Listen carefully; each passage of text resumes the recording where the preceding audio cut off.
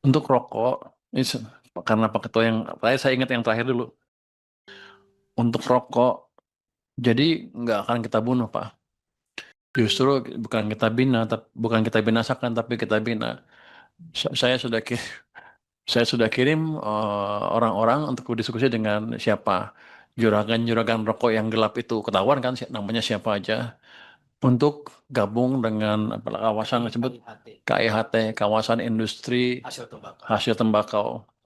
Masuklah, jadi masuk ke ini, masuk ke jaringan produksi yang legal.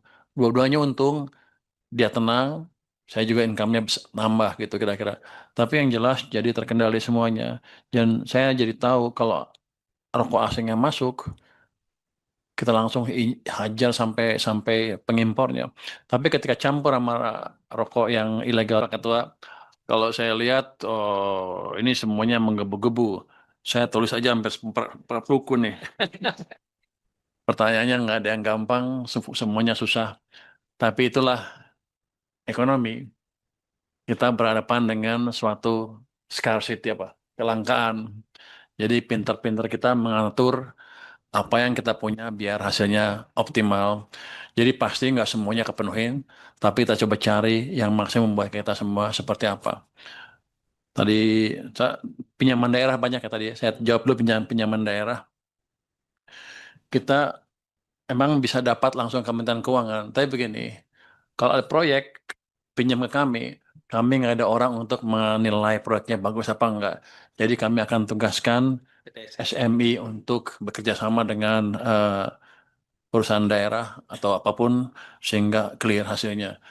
Karena kan mereka didesain untuk menilai proyek bagus apa enggak, bisa return apa enggak, kelayakannya seperti apa, returnnya seperti apa. Jadi kami serahkan ke mereka. Kemarin agak tinggi kan, 2% ya. Minta berapa sih? Sebelum sebelum belum pernah. Saya bilang sama mereka kalau saya kasih 0,5% gimana, kamu bisa apa enggak. Jadi harusnya bunganya juga akan lebih rendah daripada bunga di pasar. Jadi itu. Jadi nggak usah takut tentang itu.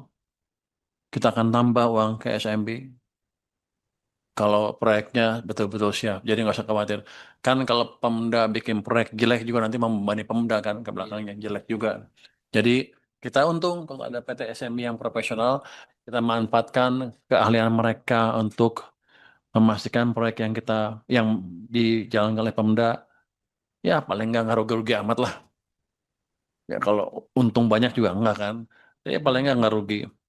Paling nggak ada dampaknya ke rakyat dengan signifikan ya. Kalau bisa untung dikit ya syukur. Untuk rokok, ini karena Pak Ketua yang, saya ingat yang terakhir dulu. Untuk rokok, jadi nggak akan kita bunuh, Pak. Justru bukan kita bina, bukan kita binasakan, tapi kita bina. Saya sudah saya sudah kirim orang-orang untuk berdiskusi dengan siapa juragan-juragan rokok yang gelap itu, ketahuan kan namanya siapa aja, untuk gabung dengan apa, kawasan disebut KIHT, kawasan industri hasil tembakau. Masuklah, jadi masuk ke ini, masuk ke jaringan produksi yang legal. Dua-duanya untung, dia tenang, saya juga income-nya nambah gitu kira-kira. Tapi yang jelas jadi terkendali semuanya. Dan saya jadi tahu kalau rokok asing yang masuk, kita langsung hajar sampai sampai pengimpornya. Tapi ketika campur sama rokok yang ilegal dalam negeri, kita agak bingung juga siapa yang ini lebih lebih susah kerjanya. Jadi seperti itu follow upnya. Dan mungkin kalau untuk kawasan Jawa Timur Februari udah jalan semua mungkin. Kita mau ke Madura, dengan Madura juga sudah diskusi. Siap ya dari Madura. Jadi kita sudah ngomong sama juragan-juragan di sana, akan ada yang ketemu dengan saya. Saya mau lihat seperti apa sih keberatannya dia. Tapi yang jelas mereka harus masuk ke tempat yang legal. Saya nggak bisa mengizinkan produk ilegal masuk di perekonomian kita. Karena ada yang bayar, ada yang nggak adil kan, nggak adil kan. Jadi tujuan kita itu membuat semuanya legal. Suatu pertanyaan umum tadi dari semuanya adalah adjustment apa? Peningkatan TKD, penyesuaian TKD. Seperti apa? Kan semuanya ngeluh kan TKD terpotong. Mungkin rata-rata lebih dari 50%, ada yang 70%, ada yang 80% kepotongnya. Wah, terus terang proses itu saya nggak tahu, kan saya baru masuk kan. Saya juga bingung kenapa waktu itu bisa gol. Waktu itu bapak-bapak sama ibu-ibu apa nggak komunikasi dengan orang-orang DPR yang mewakili daerah bapak-bapak ibu-ibu. Tapi kelihatannya nggak haram kan komunikasi mereka. Kok boleh kan? Ya, saya nggak tahu kalau itu boleh kan ngomong angkatannya. Oh, oke ya kan kalau nggak setiap komisi minimal 33. Ya, seperti itu. Cuman kalau saya pikir ya itu daripada bapak-bapak ibu ngomong ke saya, panggil aja DPR diskusi dengan bapak-bapak ibu seperti apa ininya supaya kedepannya lebih rapi. Jadi itu, tapi ya gini, saya ditanya, ini emang menjadi apa salah satu pusat atau sumber kegalauan daerah dan bukan daerah aja. Kalau seluruh daerah resah kan berarti NKRI. Apa yang bisa kita lakukan? Saya nggak bisa rubah semuanya kan, karena kita juga ikut perintah dari atas kan. Saya nggak tahu. Harusnya DPR yang bisa beresin. Cuman begini, yang bisa saya janjikan, ini baru janji ya, dan akan saya usahakan. Perbaikilah penyerapan anggaran triwulan keempat sama triwulan ke satu tahun depan. Sekarang uang-uang yang nganggur habisin semuanya jalankan. Terus yang tahun depan juga diberesin.